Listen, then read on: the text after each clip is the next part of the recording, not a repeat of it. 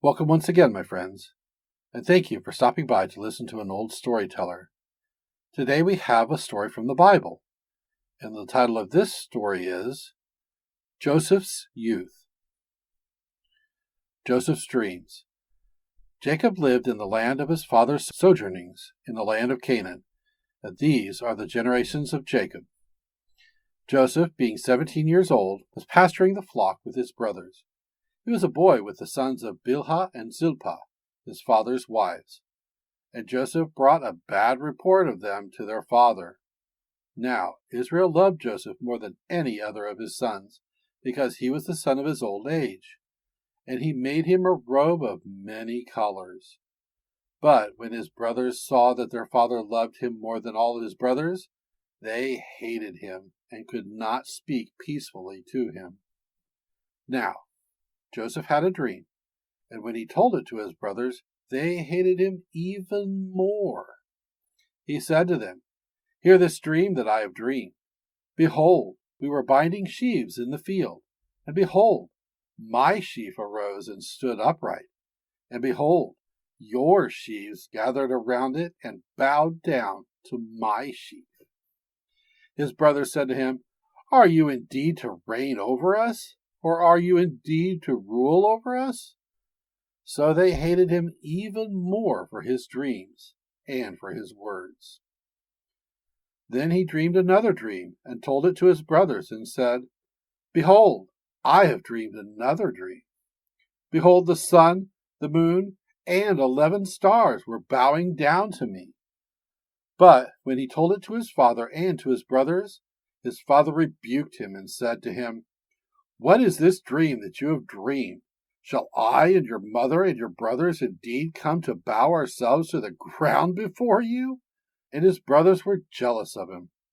But his father kept the saying in mind.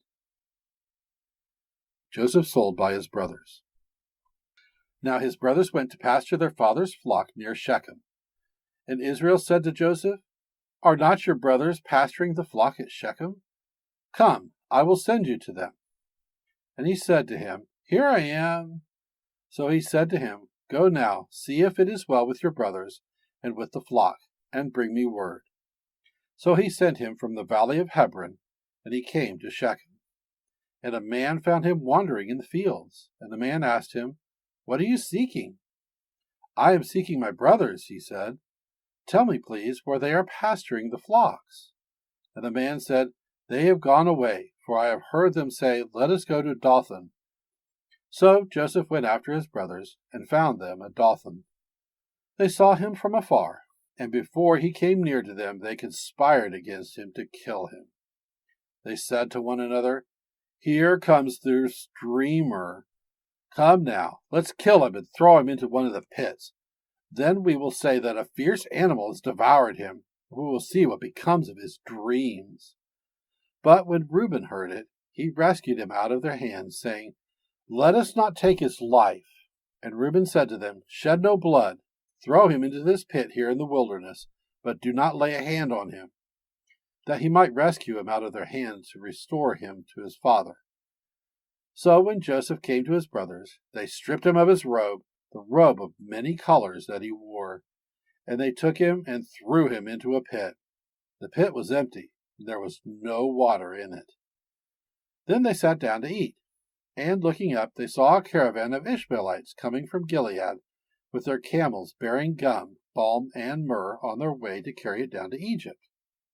Then Judah said to his brothers, "What profit is it if we kill our brother and conceal his blood?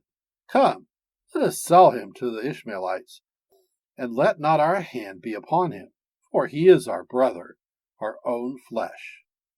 And his brothers listened to him.